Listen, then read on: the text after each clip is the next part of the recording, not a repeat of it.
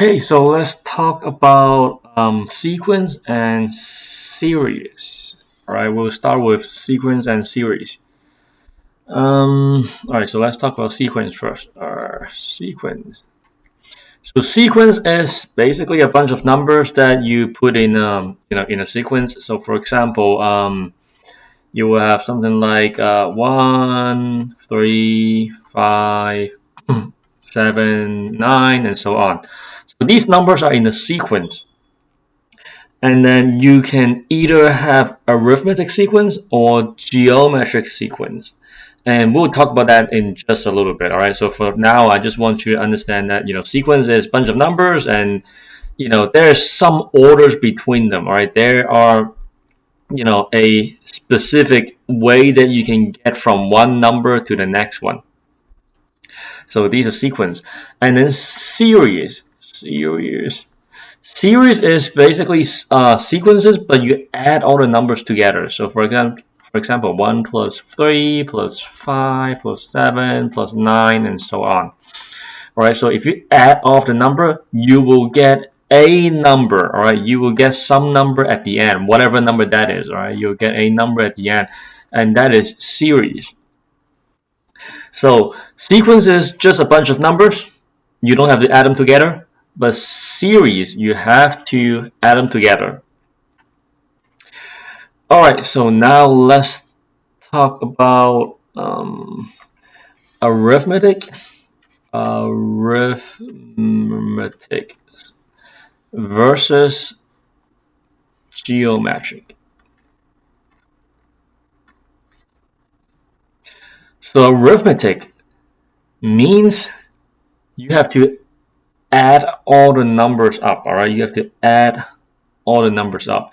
Well, maybe next. Hold up. I don't think that's the best way to say it. The relationship between one number to the next one. The relationship between one number to the next one is an addition. Maybe that is a better way to put it. So when you go from one number to the next one, you have to add a number.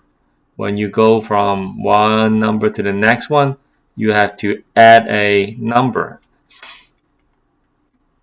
And that would make this sequence arithmetic.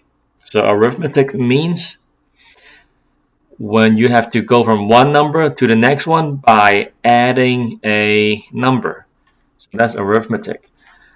And now the other one, geometric. Geometric means when you are going from one number to the next one. Like for example, how about something like this? So 2.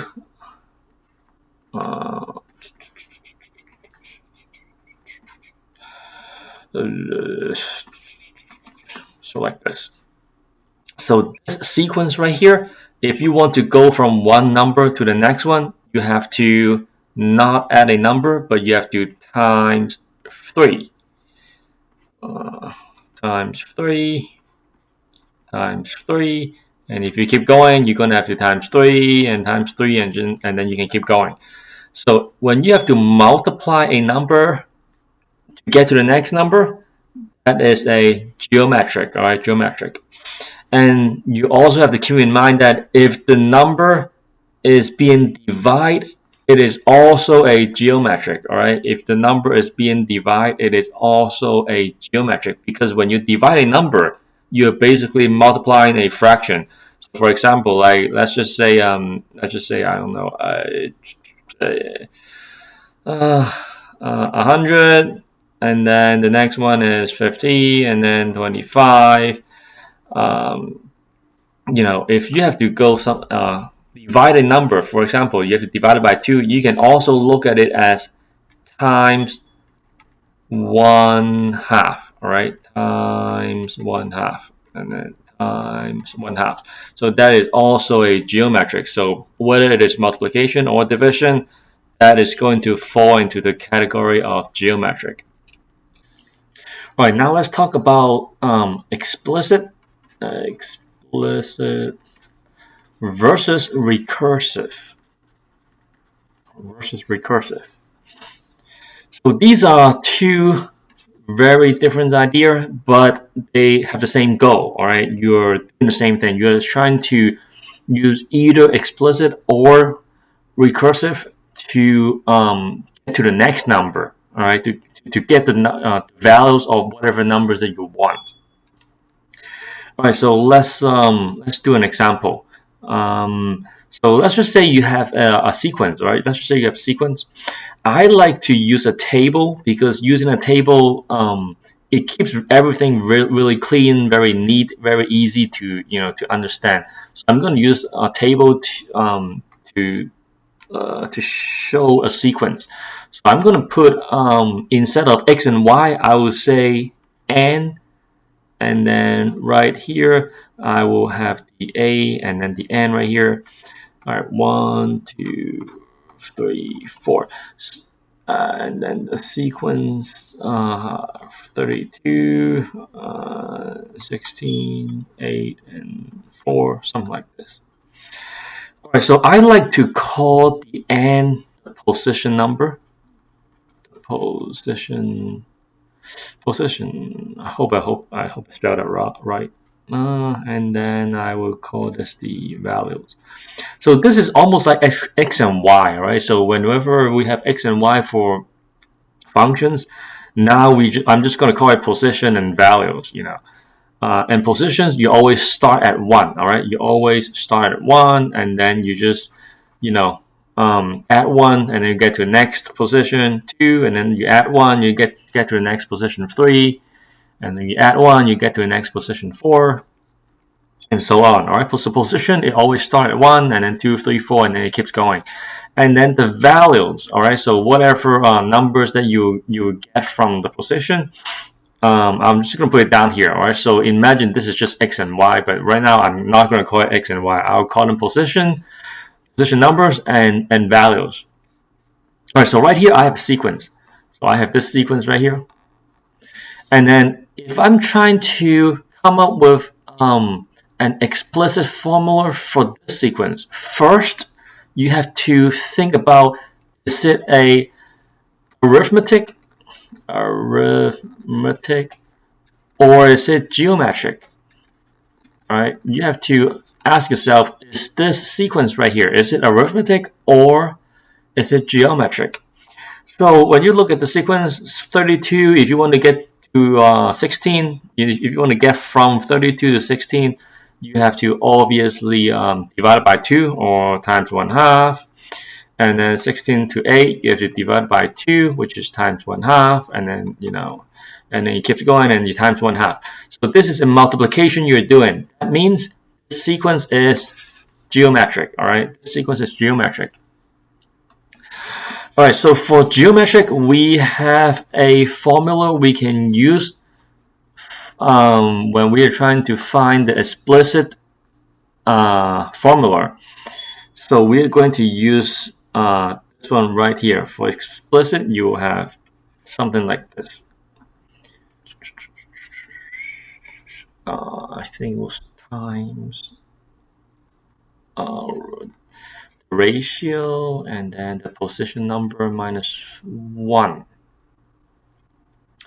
All right, so you will use this formula right here to get any values you want given the position. All right, so let's just say you want to know in position 3, what number are you getting? So if you have a table right here, you can obviously see that at position 3, the number you're getting is 8. Let's just say you don't know about it, all right? Let's pretend that you have no idea what is going to be right here at position 3. So you're going to use this formula right here, all right? You'll use this formula right here. All right, so using this formula right here, I'm going to say if you want to find that value, all right? If you want to find that value, you are going to have to do something like this. If you want to find that value, you will do it again. Put the position number right here as in at position 3. All right, at position 3, the value is going to be you will need first position number and first value, all right, the first value, which is 32. So 32 times ratio between them is 1/2, and then to the power of whatever position that you're trying to get. In this case, there's 3. So 3 minus 1. So that means you're going to get 1/2 to the power of 2, which means you're going to get 1/4, which means you're going to get an 8. So you will know the answer right here, which is an 8. So using this formula right here, you can pretty much get any number, any values you want, right?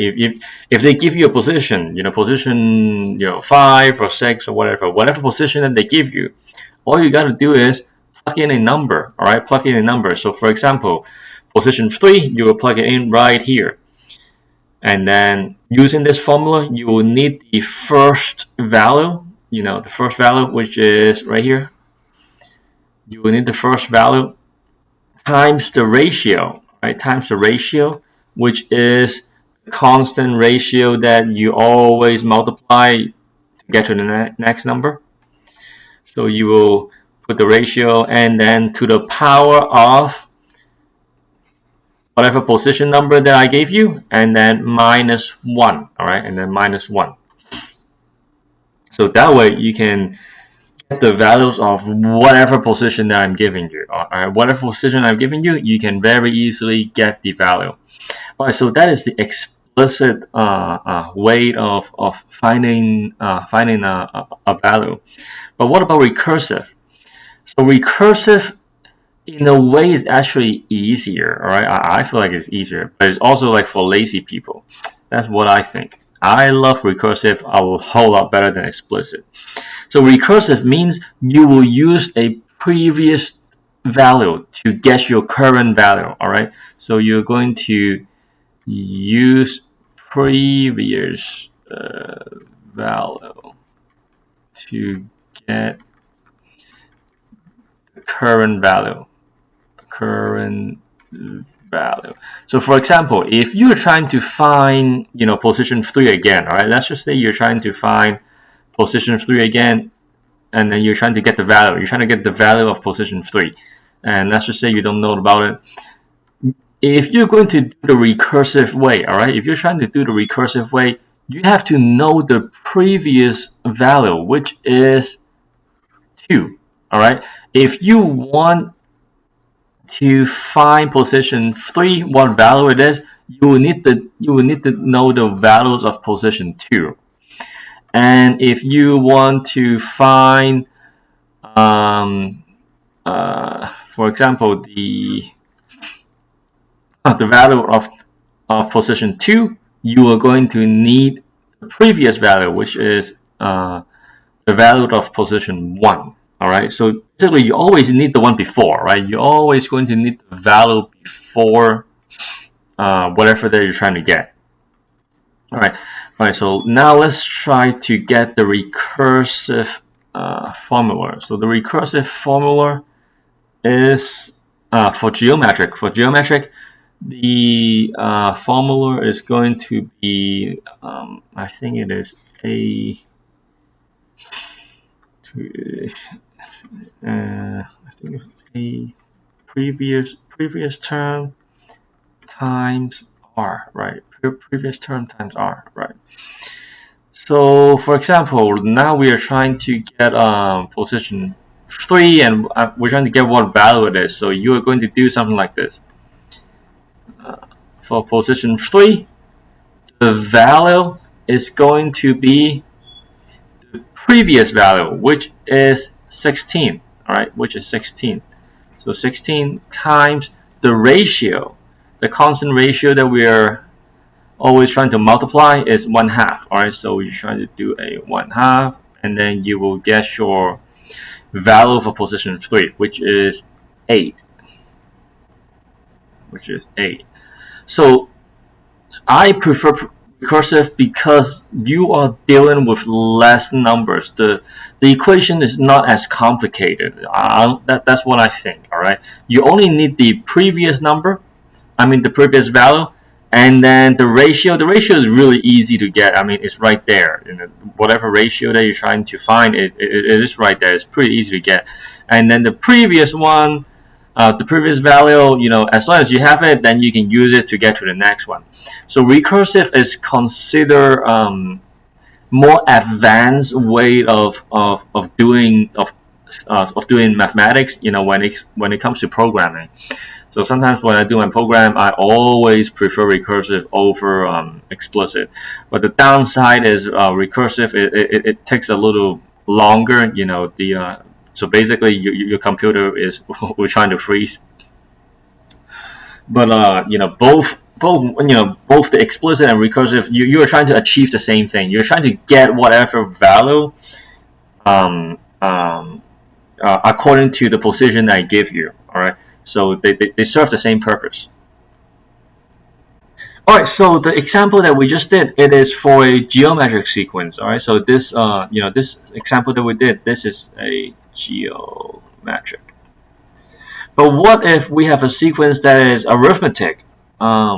If we have an arithmetic sequence, then the explicit and recursive rule is going to be slightly different. All right, it's going to be slightly different. So let's try a arithmetic sequence, and then let's see how it works. All right, so this time we'll do a arithmetic sequence.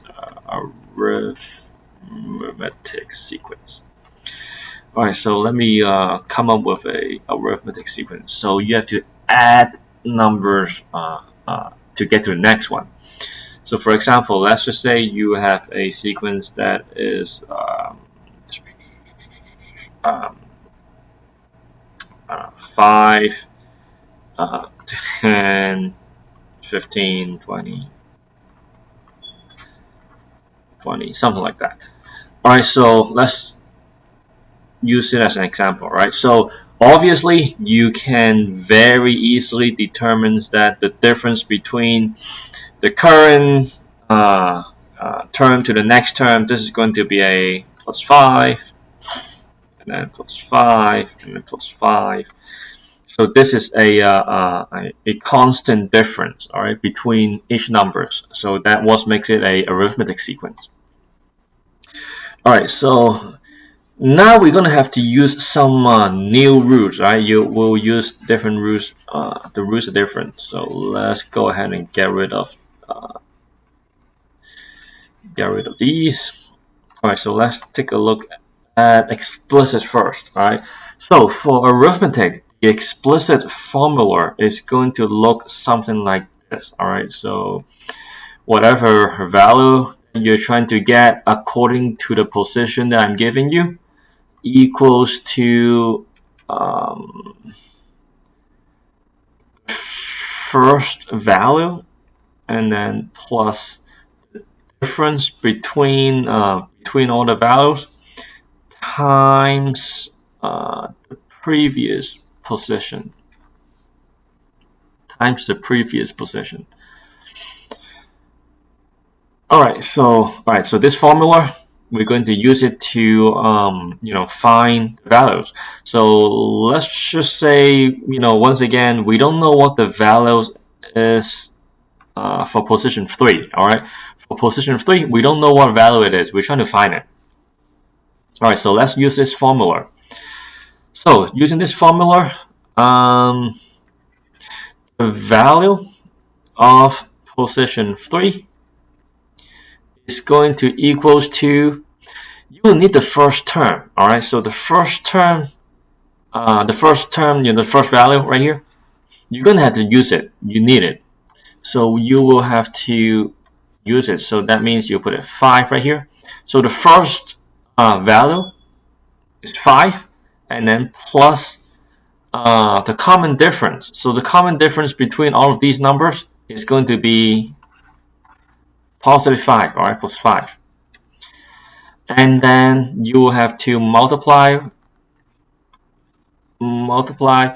with the position number, which is a 3, and then minus 1. Right, 3 minus 1. All right, so, and then go ahead and solve it. So 5 plus, and then 3 minus 1. 3 minus 1 is 2. 2 times 5 is 10. Yeah, I'm a little tired, so yeah. All right, 5 plus 10 is 15. All right, so 15. So that means right here you will have a. So the values of position 3 is going to be 15. All right, it's going to be 15. So that is the explicit way. All right, explicit. Remember, explicit. You're going to need the first values, the first term. All right, you're going to need the first value for explicit always. And then recursive, you're going to use the previous values, whatever that you're trying to get. All right, we are trying to get position 3. So that means we are going to need the previous value. We're going to need the 10. You will need 10 to get to your the values that you want. All right, you're going to need it.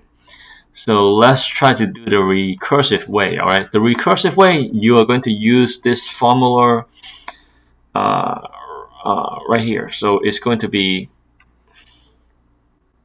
let me see. So you can do it. You can do it like this. So equals to previous value plus the difference. All right, plus the difference. So in English, it will be the value of the current position number that I'm giving you equals to the value of the previous. All right, the previous position. The previous position plus the common difference. All right, plus the common difference.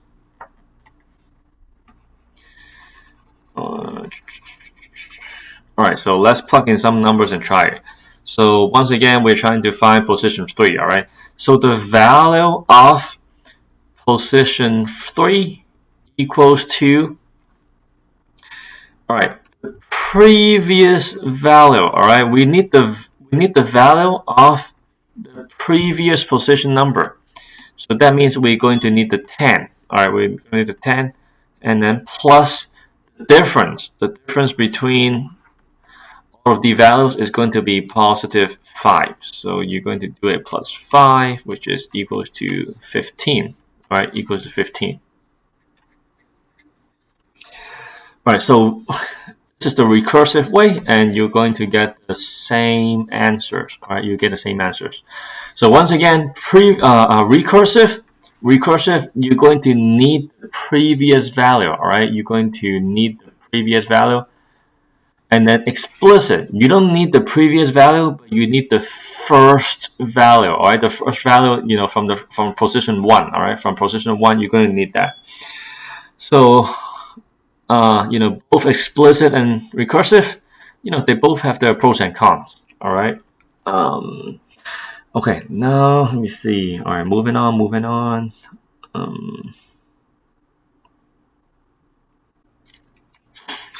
Okay, next part is convergent and divergent. All right, so let's very quickly talk about convergent and divergent. All right, so this one should be very simple to understand, so I'm not going to take too long on this. All right, so convergent means whatever sequence I'm giving you. All right, whatever sequence I'm giving you, numbers, they will get closer and closer and closer when you graph it. All right, when you graph it. So let's just say you have something like this. How about I'm just gonna make some numbers up. 100 and then negative 50 and then positive 25 and then negative 15.5 or something like this. All right, so this sequence If you want to go from one number to the next one, from one number to the next one, you have to times negative one half, right? Times negative one half, and then times negative one half. So if you're trying to graph this, all right, if you're trying to graph this, you will have a graph that looks something like this, all right? You have the x-axis and the y-axis, and then at position position one. So let's just say you are at position one, position, and then values. So at position one, you are at 100. So 100 is going to be right here. And then at position 2, you are at negative 50. So you are a little bit closer to the x-axis. All right. And then at position 3, you are at 25. So even closer. It's going to be even closer to the x-axis. And then position 4, you're at negative 12 and a half. It's going to be like right here. So in other words, if you're trying to graph it, you will see that even though they kind of go back and forth between positive and negative, but they all converge on one point. All right, they're trying to converge to the axis right here. So numbers are going to get closer and closer and closer and closer to the x-axis. So we actually have a special term for this. We call it limit. I don't know if you have learned this already. I think it's a pre-cal concept. So you might have learned it already. So when some numbers are trying to approach, this when these numbers are trying to approach this number, and we're just going to call it limit. So every time that you see this, you can see that they're converging on a specific number. It's not necessary. It doesn't necessarily has to be the x-axis. All right, it can converge on any numbers. So it doesn't have to be going towards the x-axis. You can totally like shift the whole graph up by 10 units, and then the limit is going to become 10, and then because they will converge on positive 10. So this is convergent. So basically means all the numbers are just going to get closer and closer and closer to a certain number. And then divergent is the other way around. The numbers are not going to converge on the numbers. When you graph it, whatever sequence that you get, all right, whatever sequence that you get, they are not going to follow any specific they're not going to converge on a specific number, right? So they'll either diverge, they either go like this, or they literally just go like a straight line. All right, goes like a straight line. Um, so that would be a divergent. That means they are not trying to converge on a specific number.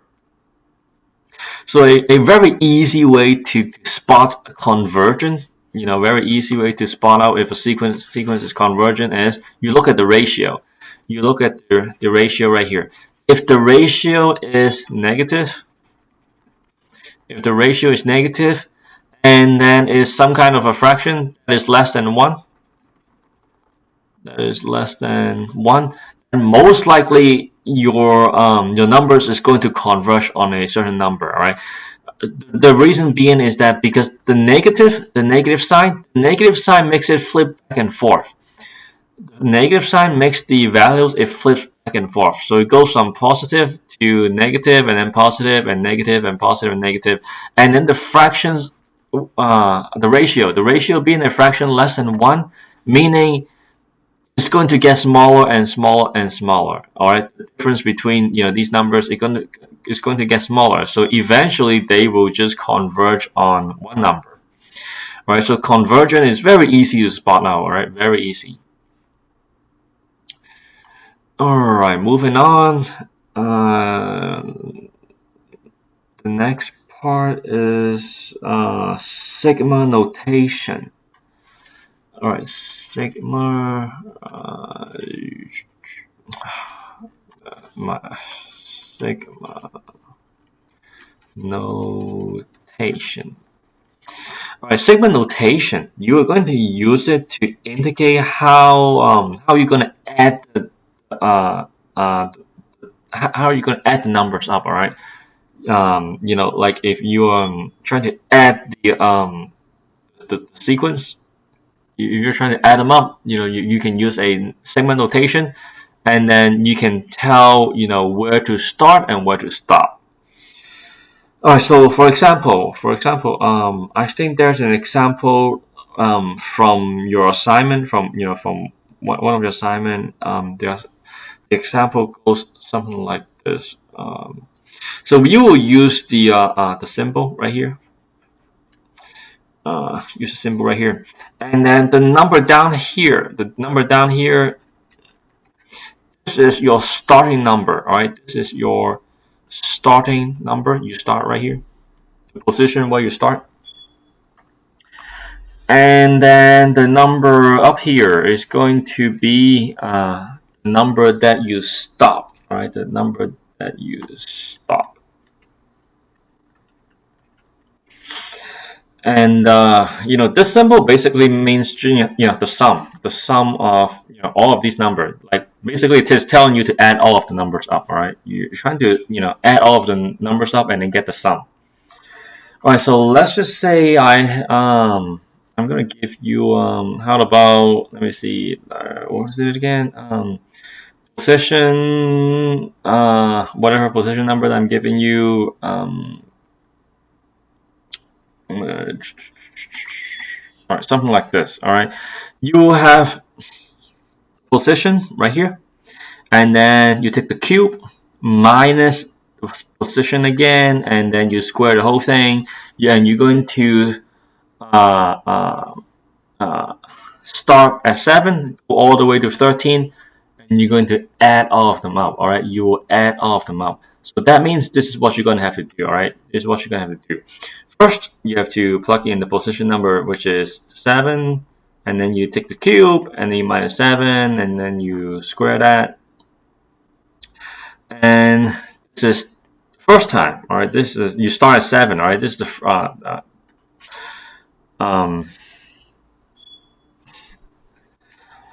yeah, this is the first calculation that you have to do. And then plus, now you're going to have to add 1 on this number right here. You have to add 1. So you go to the next position number, which is 8. So you will do 8 and then cube, and then minus 8, and then square this whole thing again. And that will be the second calculation that you have to do. And then you will add 1 position number. So that means now you add 9. So 9 cubed minus 9, and then square that. So this is the third calculation you have to do. And then keep going. Add 1 to the position number. So 10 cubed minus 10, and then square. And then 11 cube, and then minus 11, and then square. And then 12 cube minus 12, and then square. And then last one, you will stop at 13. All right, you will stop at 13. So that means you will have 13 cube minus 13, and then square. And this will be the last calculation that you have to do. All right, so with all of these numbers, you are going to solve the whole thing. You add all of them up, and then eventually you will get the sum. All right, you'll get the sum of all of these numbers. It will be some number. All right, it's going to be some number. So that's what segment notation is about. All right, you have to add the numbers up. Okay, you have to add the numbers up, according to whatever starting position that you have to do, and then you will have to stop at whatever position that it tells you, and then you add all of them up. So this is not too bad when the starting position and the ending position is not too far apart. All right, it's not. I don't think it's too bad. But if the starting number and the stopping number is really far apart, and you probably don't want to do it by hand. You probably want to do it using a calculator. Yeah, you're gonna want to use a calculator on this. So let's try to do a calculator. All right, let's try to do this with calculator and get the answers. All right, so let's get the calculator going. Let me minimize this one, and then what's my calculator at? Right here. All right, there you go. All right, so let's do it with a calculator. All right, I'm trying to put this in my calculator. All right, I will try to put this segment notation in my calculator. So let me erase this.